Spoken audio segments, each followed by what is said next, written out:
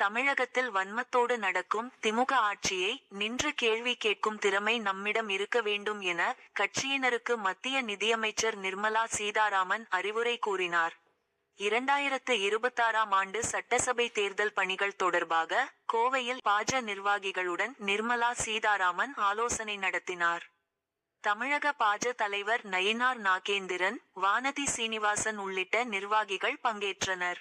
பின்னர் முதலிபாளையத்தில் நடந்த நிகழ்ச்சியில் நிர்மலா சீதாராமன் பேசியதாவது: தமிழகத்தில் எப்பொழுதும் சொல்லக்கூடியது, எங்களுக்கு வரவேண்டிய நிதி வரவில்லை. எல்லா பணமும் வட மாநிலங்களுக்கு போய்விடுகிறது. 20 ரூபாய் வரி கட்டினால் அதில் எங்களுக்கு ரூபாய் 2 கூட திருப்பி கைக்கு வருவதில்லை என்பதுதான். திமுக பல வருடங்களாக ஆளுமையில் இருந்த கட்சி. கோவைதான் முக்கியமான தமிழகத்திற்கு அதிக நிதி கொடுக்கிறது.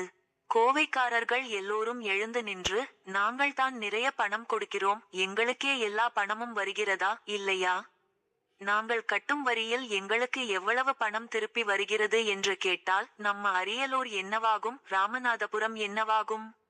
நாம் எல்லோரும் நின்று திமுகவிடம் கேள்வி கேட்க வேண்டும்.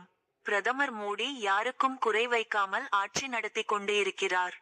இங்கு வன்மத்தோடு நடக்கும் திமுக ஆட்சியை நின்று கேள்வி கேட்கும் திறமை நம்மிடம் இருக்க வேண்டும். 4 விஷயத்தை படிக்க வேண்டும்.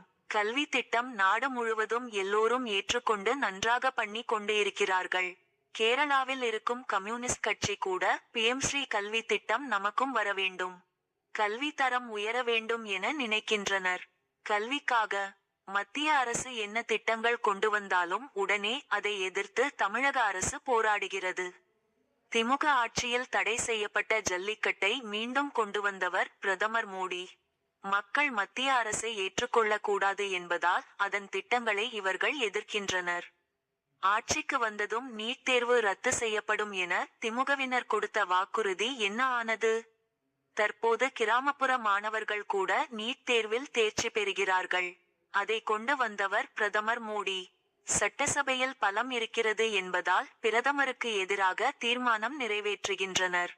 வாக்காளர் பட்டியலில் திருத்தம் செய்ய வேண்டும் என்றால் ஏன் உங்களுக்கு கலக்கம் வந்துவிடுகிறது?